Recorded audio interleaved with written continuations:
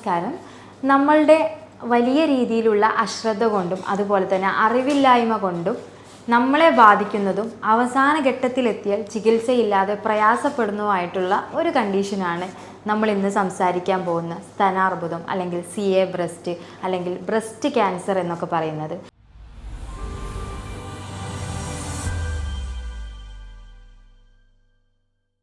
പലപ്പോഴും ഇതിൻ്റെയൊക്കെ സിറ്റുവേഷൻസിലൂടെ അല്ലെങ്കിൽ ആദ്യ ലക്ഷണങ്ങളിലൂടെയൊക്കെ പേഷ്യൻസ് കടന്നു പോയാലും ഇതെന്താണെന്ന് മനസ്സിലാക്കാതിരിക്കുകയും അതുപോലെ തന്നെ ഇതിന് ചികിത്സ തേടാതിരിക്കുകയും ഒക്കെ ചെയ്യുമ്പോഴാണ് പിന്നീട് ഇത് ചികിത്സിച്ച് മാറ്റാൻ പറ്റാത്ത രീതിയിൽ ഒരു കണ്ടീഷനിലോട്ട് അല്ലെങ്കിൽ ഒരു ക്യാൻസർ എന്നുള്ളൊരു കണ്ടീഷനിലോട്ട് പോകുന്നതും നമ്മുടെ ലൈഫ് അവിടെ സ്റ്റോപ്പ് ആകുന്നതും.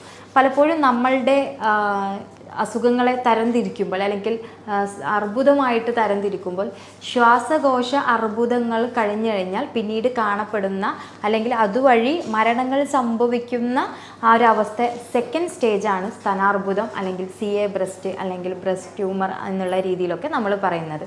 അപ്പോൾ ഇന്ന് നമ്മൾ അത്തരം കാര്യങ്ങൾ വന്നതിന് ശേഷം ഉള്ളതല്ല, വരാൻ പോകുന്നതിന് മുന്നോടിയായിട്ട് പ്രധാനമായിട്ടും അറിഞ്ഞിരിക്കേണ്ട കാരണങ്ങളും അതുപോലെ തന്നെ അതിൻ്റെ ലക്ഷണങ്ങളും നമുക്ക് എന്തെല്ലാം ചെയ്യാൻ പറ്റും, ഇനി വന്നു കഴിഞ്ഞാൽ ഫസ്റ്റ് സ്റ്റേജിലെല്ലാം എന്തെല്ലാം നമുക്ക് ചെയ്ത് നോക്കാം എന്നൊക്കെയാണ് ഇന്ന് സംസാരിക്കുന്നത്. ഞാൻ ഡോക്ടർ ഹസീന, ഡോക്ടർ ബാസിൽ സോമിയോ ഹോസ്പിറ്റൽ, പാണ്ടിക്കാട്, മലപ്പുറം ജില്ല. ഈ ഒരു സ്തനാർബുദം അല്ലെങ്കിൽ CA ബ്രസ്റ്റ് വരാൻ സാധ്യതയുള്ളതും അതുപോലെ തന്നെ കാരണവും ആർക്കൊക്കെ എന്നുള്ളതാണ് ആദ്യഘട്ടത്തിൽ നമ്മൾ നോക്കുന്നത്. സാധാരണ രീതിയിൽ നമുക്ക് സ്തനാർബുദം വരാൻ കാരണങ്ങളെന്ന് പറഞ്ഞാൽ ജനറ്റിക്കായിട്ട് പാരമ്പര്യമായിട്ട് ഉണ്ടെങ്കിൽ വരാനുള്ള സാധ്യത കൂടുതലാണ് എന്ന് വിചാരിച്ച് നമുക്ക് പാരമ്പര്യമായിട്ട് എല്ലാവർക്കും അങ്ങനെ ഉണ്ടാവണം എന്നില്ലെങ്കിൽ പോലും നമ്മുടെ ഫാമിലിയിൽ ഒരാൾക്ക് ഉണ്ടായിട്ടുണ്ടെങ്കിൽ, ലൈക്ക് നമ്മുടെ ഉമ്മാക്കോ അല്ലെങ്കിൽ നമ്മുടെ സിസ്റ്റേഴ്സിന് അല്ലെങ്കിൽ അമ്മായിമാർക്ക് പൊതുവേ കുടുംബത്തിൽ ആർക്കെങ്കിലും ഉണ്ടായിട്ടുണ്ടെങ്കിൽ നമ്മൾ കമ്പാരിറ്റീവ്ലി നോർമലി കമ്പയർ ചെയ്ത് നോക്കുമ്പോൾ അത്തരം ആളുകളിലുള്ള ഒരാൾക്കും കൂടെ വരാനുള്ളൊരു സാധ്യത കൂടുതലാണ്. രണ്ടാമതായിട്ട് നേരത്തെ സമയം, അതായത് നേരത്തെ ആയിട്ട് ആർത്തവം സംഭവിക്കുകയും അതുപോലെ തന്നെ ആർത്തവ വിരാമം കുറേ സമയം അല്ലെങ്കിൽ കുറേ വയസ്സിന് ശേഷം സംഭവിക്കുകയൊക്കെ ചെയ്യുന്ന കേസുകളിൽ നമുക്ക് വരുന്നത് അതായത് ആ ഒരു പ്രോസസ്സും ഇതിൻ്റെ ഒരു കാരണമാണ്. മൂന്നാമതായിട്ട് നമ്മളുടെ കൂടുതലായിട്ടുള്ള ഒബീസിറ്റി അല്ലെങ്കിൽ പൊണ്ണത്തടി, ജീവിതശൈലി രോഗങ്ങളിൽ നിന്നുള്ള വ്യതിയാനങ്ങൾ, ലൈക്ക് നമ്മൾ കൂടുതലായിട്ട് കോഫി കുടിക്കുന്ന അല്ലെങ്കിൽ കോഫിയല്ല മദ്യം അതുപോലെ തന്നെ കഫീൻ ഐറ്റംസ് അധികം യൂസ് ചെയ്യുക, അൺവാണ്ടഡ് ആയിട്ടുള്ള അൺഹെൽത്തി ഡ്രിങ്ക്സുകൾ അല്ലെങ്കിൽ ഫുഡുകളൊക്കെ കൂടുതൽ, ലൈക്ക് കൊഴുപ്പടങ്ങിയ ഭക്ഷണങ്ങൾ കൂടുതലായിട്ട് കഴിക്കുക, എണ്ണ, അതുപോലെ തന്നെ അത്തരം വിഷയങ്ങൾ, ആൽക്കഹോളിൻ്റെ ഉപയോഗം, ഇത്തരം കണ്ടീഷൻസ് ഉണ്ടെങ്കിലും ഇതൊരു പ്രധാനമായിട്ടുള്ളൊരു കാരണം തന്നെയാണ്. ഇനി പറയാൻ പോകുന്നത് നമ്മളുടെ ഹോർമോണൽ ഇംബാലൻസ്. അത് നമ്മൾ ഹോർമോൺ ടാബ്ലറ്റുകൾ, ഇപ്പോൾ ഗർഭനിരോധന ടാബ്ലറ്റുകളൊക്കെ കൂടുതലായിട്ട് എടുക്കുക, അല്ലെങ്കിൽ ഇൻ ബിറ്റ്വീൻ എന്തെങ്കിലുമൊക്കെ ടാബ്ലറ്റുകൾ, ഹോർമോൺ ഡിസോർഡേഴ്സ് അല്ലെങ്കിൽ ഇംബാലൻസിനുള്ള ട്രീറ്റ്മെൻറ്റ് എടുക്കുന്നതിൻ്റെ ഭാഗമായിട്ട് ഒരുപാട് ടാബ്ലറ്റുകൾ എടുക്കുന്നതും സ്തനാർബുദം വരാനുള്ളൊരു കാരണം തന്നെയാണ്. ഇനി ഇതിനെ കൂടുതലായിട്ട് നമ്മൾ ക്ലാസിഫൈ ചെയ്യുകയാണെങ്കിൽ അല്ലെങ്കിൽ കൂടുതലായിട്ട് നമ്മൾ ഇതിനെ മനസ്സിലാക്കിയെടുക്കുകയാണെന്നുണ്ടെങ്കിൽ ആദ്യം പറഞ്ഞ പോലെ പാരമ്പര്യം ശ്രദ്ധിക്കേണ്ട ഒരു കാര്യം തന്നെയാണ്, എങ്കിൽ പോലും എല്ലാവർക്കും വരണം എന്നുള്ളൊരു സാഹചര്യമില്ല. ഇനി നമ്മൾ പീരിയഡ്സ് അല്ലെങ്കിൽ ആർത്തവത്തിൻ്റെ കാര്യത്തിലോട്ട് അങ്ങോട്ട് വരികയാണെങ്കിൽ 10 വയസ്സിന് മുന്നേ ആയിട്ട് ആർത്തവം സംഭവിച്ച കുഞ്ഞുങ്ങളിൽ അല്ലെങ്കിൽ ആർത്തവം നമുക്ക് അറ്റൻഡ് ചെയ്ത ഏജ് 10 വയസ്സിന് താഴെയാണെങ്കിൽ അവരിലും, അതുപോലെ തന്നെ നമുക്ക് 55 വയസ്സിന് ശേഷവും ആർത്തവ വിരാമം അല്ലെങ്കിൽ മെനാപ്പോസ് സംഭവിച്ചിട്ടില്ല എന്നുണ്ടെങ്കിലും ആ സ്ത്രീകളിലും ഇത്തരം കണ്ടീഷൻസ് വരാനുള്ള സാധ്യത കൂടുതലാണ്. ഇനി മൂന്നാമതായിട്ട് നമുക്ക് വരാനുള്ളൊരു കണ്ടീഷൻ എന്ന് പറയുന്നത്, സാധാരണ ഇത് നമ്മളുടെ സ്തനങ്ങളിലുള്ള കോശങ്ങൾക്ക് അമിത വളർച്ച സംഭവിക്കുമ്പോഴാണ്. സോ ആ ഒരു വിഷയമായിട്ട് ബന്ധപ്പെട്ട് നമ്മൾ നോക്കുകയാണെങ്കിൽ തീരെ ഗർഭിണികളാവാത്ത ഒരവസ്ഥകളിലും അതുപോലെ തന്നെ നമുക്ക് ചെറിയ രീതി, അതായത് ഗർഭം നിർത്തി ചെറുപ്രായത്തിലൊക്കെ ഗർഭിണികളായിട്ട് അത് നിർത്തിയ സ്റ്റേജിലും കുറച്ച് കഴിയുമ്പോൾ നമുക്ക് തീർച്ചയായിട്ടും ഇത് വരാനുള്ളൊരു സാധ്യത മുൻകൂട്ടി കാണേണ്ടതാണ്. പിന്നീട് നമ്മൾക്ക് പറയാനുള്ളത് ആദ്യത്തെ ഗർഭധാരണം 30 വയസ്സിന് ശേഷമാണ് ഉണ്ടാവുന്നത് എന്നുണ്ടെങ്കിൽ അവരിലും ഇത്തരം കണ്ടീഷൻസ് വരാനുള്ളൊരു സാധ്യത കൂടുതലാണ്.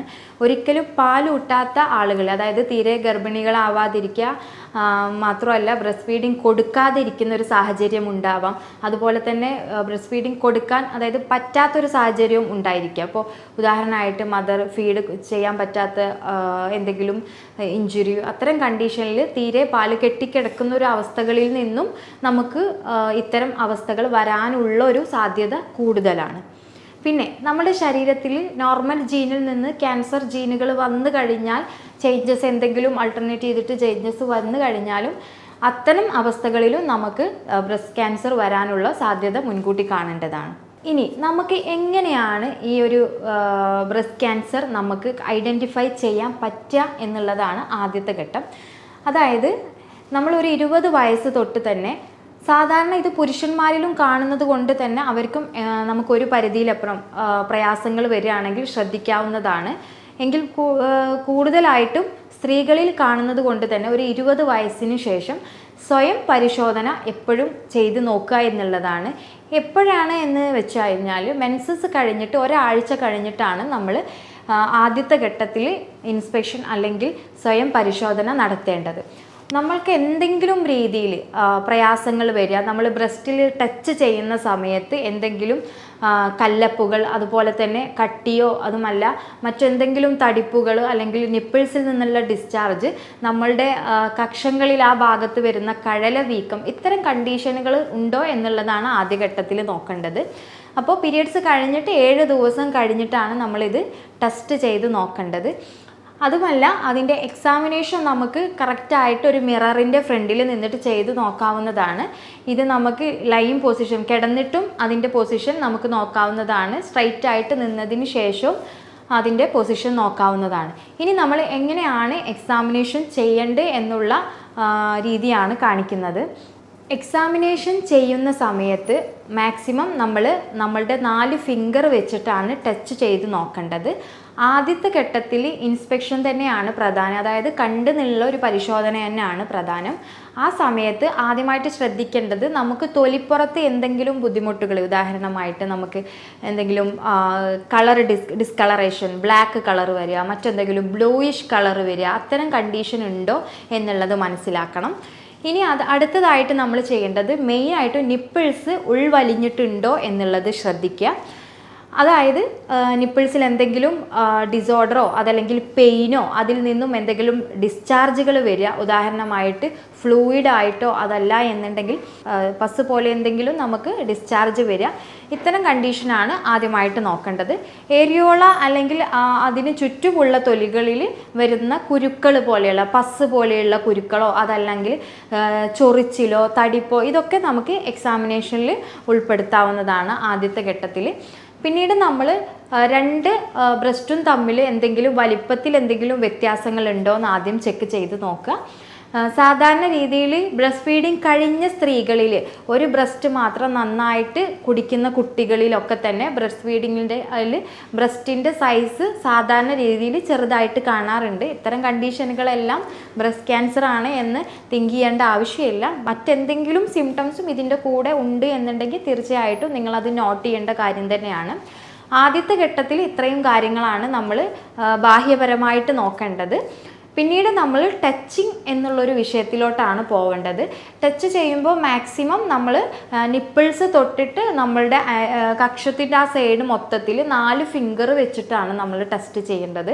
ഒരു കൈ നമ്മൾ ഉയർത്തി പിടിച്ച് ചെയ്യുകയാണെങ്കിൽ കുറച്ചും കൂടി നമുക്കത് മനസ്സിലാക്കാനുള്ള കാര്യങ്ങൾ കുറച്ചും കൂടി നമുക്ക് ഈസി ആയിരിക്കും. അപ്പോൾ എപ്പോഴും കൈ ഒന്ന് ജസ്റ്റ് ഒരു കൈ ഉയർത്തി പിടിച്ചിട്ട് നമ്മളുടെ ഇപ്പോൾ ലെഫ്റ്റ് കൈ ഉയർത്തി പിടിച്ചിട്ട് റൈറ്റ് കൈ വെച്ചിട്ട് 4 ഫിംഗർ വെച്ചിട്ടാണ് നമ്മൾ ടച്ച് ചെയ്യേണ്ടത്. ആ സമയത്ത് നമുക്കിതുപോലെ എന്തെങ്കിലും ഉൾവശത്തായിട്ട് എന്തെങ്കിലും കല്ലപ്പോ കട്ടിയോ എന്തെങ്കിലും തോന്നുകയാണെങ്കിൽ തീർച്ചയായിട്ടും അതിൻ്റെ ബാക്കി മറ്റു പാത്രങ്ങൾ, അതായത് അതിൻ്റെ സൈഡായിട്ട് പെയിനോ അല്ലെങ്കിൽ ബ്ലീഡിങ് ഉണ്ടാവുകയോ നിപ്പിൾസിൽ ബ്ലീഡിങ് ഉണ്ടാവുകയോ അതുപോലെ തന്നെ സൈഡുകളിൽ കഴല പോലെ വരികയോ എന്തെങ്കിലും ഉണ്ടോ എന്നുള്ളത് കറക്റ്റായിട്ട് നമ്മൾ ഐഡൻറ്റിഫൈ ചെയ്യാം. ഇതുപോലെ 2 ബ്രസ്റ്റും നമ്മൾ സാധാരണ 2 മാസത്തിലെങ്കിലും അതല്ലെങ്കിൽ 1 മാസത്തിൽ, അത് നമ്മളുടെ വില്ലിങ്ങിനനുസരിച്ച് നമ്മൾ എല്ലാ മാസവും ചെയ്തു പോരുകയാണെങ്കിൽ വളരെ നല്ലതാണ്. 20 വയസ്സിന് ശേഷം എല്ലാവരും അല്ലെങ്കിൽ എല്ലാ പെൺകുട്ടികളും ഇത് ചെയ്ത് നോക്കണം എന്നുള്ളതാണ് ആദ്യത്തെ ഘട്ടം. പിന്നീട് നമുക്ക് പ്രത്യേകിച്ച് ആർത്തവവിരാമം സംഭവിച്ചതിന് ശേഷമുള്ള സ്ത്രീകൾ, അതുപോലെ തന്നെ മെൻസസ് എന്തെങ്കിലും ഡിസോർഡർ ഉള്ള സ്ത്രീകൾ, അതുപോലെ തന്നെ ഗർഭം നിർത്തിയ സ്ത്രീകൾ, ഇത്തരം ആളുകൾ അല്ലെങ്കിൽ ഹോർമോണൽ ഇംബാലൻസ് പ്രോബ്ലംസ് കൊണ്ട് എന്തെങ്കിലും പ്രയാസങ്ങൾ അനുഭവിക്കുന്ന സ്ത്രീകളാണെങ്കിൽ തീർച്ചയായിട്ടും ഈ ചെക്കപ്പുകൾ ചെയ്ത് നോക്കേണ്ടതാണ്. ഇത്തരം പ്രയാസങ്ങൾ വന്നു എന്നുണ്ടെങ്കിൽ അല്ലെങ്കിൽ നിങ്ങൾക്ക് എന്തെങ്കിലും ഡൗട്ടുകൾ ഉണ്ട് തോന്നുകയാണ് എന്നുണ്ടെങ്കിൽ എപ്പോഴും നിങ്ങൾ ആദ്യഘട്ടത്തിൽ ഒരു 2 ഇയേഴ്സ്, ഒരു 35 വയസ്സിന് ശേഷം ഒരു 2 വർഷത്തിൽ ഒരു ഗൈനക്കോളജിസ്റ്റിനെ കണ്ടിട്ട് അതിലൊരു ഒപ്പീനിയൻ എടുക്കാവുന്നതാണ്. ഇനി നിങ്ങൾക്ക് എന്തെങ്കിലും ഒരു തടിപ്പുകളോ കാര്യങ്ങളോ നിങ്ങൾക്ക് ഫീൽ ചെയ്തു എന്നുണ്ടെങ്കിൽ തീർച്ചയായിട്ടും നമുക്ക് ഒരു ഡോക്ടറെ കണ്ട് കൺസൾട്ട് ചെയ്യാം. അതിൽ തന്നെ നമുക്ക് മാമോഗ്രാഫി ചെയ്തിട്ടാണ് നമ്മളത് ഐഡൻറ്റിഫൈ ചെയ്യുക. നമ്മൾ എക്സ്റേ പോലെയുള്ള ചെറിയ കണങ്ങൾ കടത്തി വിട്ടിട്ടാണ് അതിൻ്റെ ഉള്ളിലുള്ള പ്രയാസങ്ങൾ നമ്മൾ മനസ്സിലാക്കുക. എന്ത് പ്രയാസങ്ങൾ ഉണ്ട് അല്ലെങ്കിൽ 1 ടൈംസ് ഇത്തരത്തിലൊരു പ്രയാസങ്ങൾ കണ്ടു എന്നുണ്ടെങ്കിൽ തീർച്ചയായിട്ടും നിങ്ങൾക്കൊരു 1 ഇയർ വൺസ് എങ്കിലും നിങ്ങളൊരു ഗൈനക്കോളജിസ്റ്റിനെ അല്ലെങ്കിൽ അതുമായിട്ട് ബന്ധപ്പെട്ട ഒരു ഡോക്ടറെ കണ്ടിട്ട് ഒരു ഒപ്പീനിയൻ എടുക്കാവുന്നതാണ്. ഇനി ഗർഭിണികളിലാണ് ഇത്തരം പ്രയാസങ്ങൾ കണ്ടു എന്നുണ്ടെങ്കിൽ ഡയറക്റ്റായിട്ട് തന്നെ നിങ്ങളുടെ ഡോക്ടറെ ഇത് വിവരം അറിയിക്കുക. അതിന് വേണ്ട നിർദ്ദേശങ്ങൾ നിങ്ങൾ എടുക്കുക. ആ സമയത്ത് ഗർഭിണികളാകുന്ന സമയത്ത് നമുക്ക് സ്തനാർബുദം സംഭവിച്ചു കഴിഞ്ഞാൽ ഒരിക്കലും നമുക്ക് മറ്റ് കണ്ടീഷനോ കൂടുതൽ മെഡിസിൻസ് എടുക്കാനോ പറ്റുന്നതല്ല. അപ്പോൾ അതിനനുസരിച്ച് നിങ്ങളുടെ ലൈഫ് സ്റ്റൈൽ നിങ്ങൾ കറക്റ്റ് ചെയ്യുക. അത് നിങ്ങളുടെ ഡോക്ടറുടെ സഹായം തേടുക. ഇനി നമ്മൾ ശ്രദ്ധിക്കേണ്ട കുറച്ച് കാര്യങ്ങളെന്ന് പറഞ്ഞു കഴിഞ്ഞാൽ കൂടുതലായിട്ട് അമിതമായിട്ടുള്ള എണ്ണക്കടികളും കൊഴുപ്പടങ്ങിയിട്ടുള്ള ഭക്ഷണം, കാരണം നമ്മളുടെ ബ്രസ്റ്റ് എന്ന് പറയുന്നത് ഫാറ്റ് ഡെപ്പോസിറ്റഡ് ആണ്. അപ്പോൾ കൂടുതൽ അൺവാണ്ടഡ് ആയിട്ടുള്ള ഫാറ്റുകൾ കഴിക്കുന്ന ശീലം ഒഴിവാക്കിയിട്ട് റിച്ച് ആയിട്ടുള്ള കാര്യങ്ങൾ ചെയ്തു കൊടുക്കുക. ഇനി നിങ്ങൾ ചെയ്യേണ്ട ഒരു കാര്യം എന്ന് വെച്ചാൽ നിങ്ങൾ എപ്പോഴും ബ്രസ്റ്റ് കെയർ ചെയ്യുന്നത് കൊണ്ട് തന്നെ അല്ലെങ്കിൽ ബ്രസ്റ്റിൽ ക്രാക്സ് വരുന്ന ആളുകളുണ്ടാവും, ചൊറിച്ചിൽ വരുന്ന ആളുകളുണ്ടാവും. അവരൊക്കെ ഒരു പരിധിയിലപ്പുറം ഇത്തരം പ്രയാസങ്ങൾ ഉണ്ടെങ്കിൽ എപ്പോഴും നിങ്ങൾ ഒരു എക്സാമിനേഷൻ എന്നുള്ള രീതിയിലോട്ട് പോവുകയും ഫർദറായിട്ട് ഒരു ഡോക്ടറുടെ കൺസൾട്ടേഷൻ തേടുകയും നിർബന്ധമായിട്ടും അത് ചെയ്യേണ്ട ഒരു കാര്യമാണ്. ഇതിൽ ശ്രദ്ധിക്കേണ്ട കാര്യങ്ങളെന്ന് പറഞ്ഞു കഴിഞ്ഞാൽ നമ്മൾ എക്സാമിനേഷൻ ചെയ്യുന്ന സമയത്തോ അല്ലാതെയോ നമ്മളെ ബ്രസ്റ്റിൽ കാണുന്ന തൊലിപ്പുറത്ത് ഉണ്ടാകുന്ന പ്രയാസങ്ങൾ, അത് ചൊറിച്ചിലാവാം, ക്രാക്സുകളാകാം, എന്തെങ്കിലും പസ് കെട്ടി നിൽക്കുന്ന രീതിയിലാവാം, നിപ്പിൾസ് നമുക്കുള്ളിലോട്ട് വലിഞ്ഞു മുറുകുന്ന രീതിയിലുള്ള പ്രയാസങ്ങളാവാം, കക്ഷത്തിൽ കാണുന്ന കഴല പോലെയുള്ളതാവാം, തൊട്ട് നോക്കുമ്പോൾ ഉണ്ടാകുന്ന ബുദ്ധിമുട്ടുകളാവാം. ഇത്തരം കണ്ടീഷൻസുകൾ എന്ത് തന്നെ ആയാലും അല്ലെങ്കിൽ അതിൽ നിന്ന് കുറച്ച് സിവിയർ ആയിട്ട് ഡിസ്ചാർജ് വരിക, തൊട്ട് നോക്കുമ്പോൾ നമുക്ക് തടിപ്പ് അനുഭവപ്പെടുക, കക്ഷങ്ങളിൽ കാണുന്ന കഴല വീർത്ത് നിൽക്കുന്ന ഒരു കണ്ടീഷൻ ഉണ്ടാവുക. ഇത്തരം കണ്ടീഷൻ ഉണ്ടെങ്കിൽ നിർബന്ധമായും നിങ്ങൾ ഡോക്ടറെ കണ്ട് കൺസൾട്ട് ചെയ്യേണ്ടത് തന്നെയാണ്.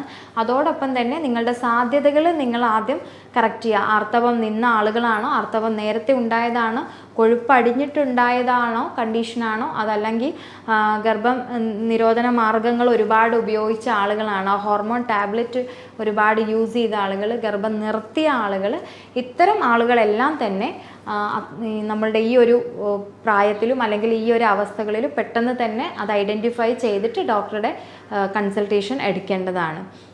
ഇതിൽ ശ്രദ്ധിക്കേണ്ട ഒരു കാര്യം എന്ന് വെച്ചാൽ നമ്മൾ പീരിയഡ്സ് ആവുന്നതിന് മുമ്പേയും പീരിയഡ്സിൻ്റെ ടൈമിലൊക്കെ തന്നെ പല സ്ത്രീകളിലും ബ്രസ്റ്റിൽ നല്ല പെയിൻ അനുഭവപ്പെടാറുണ്ട്.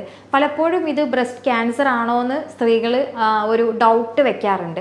ഫൈബ്രോ അഡിനോമ കണ്ടീഷൻ ഒരിക്കലും ക്യാൻസർ അല്ല, പക്ഷെ അത്തരം കണ്ടീഷൻ ഉണ്ടെങ്കിൽ നിങ്ങൾ കറക്റ്റായിട്ട് അതിന് വേണ്ട കാര്യങ്ങൾ ചെയ്യണം.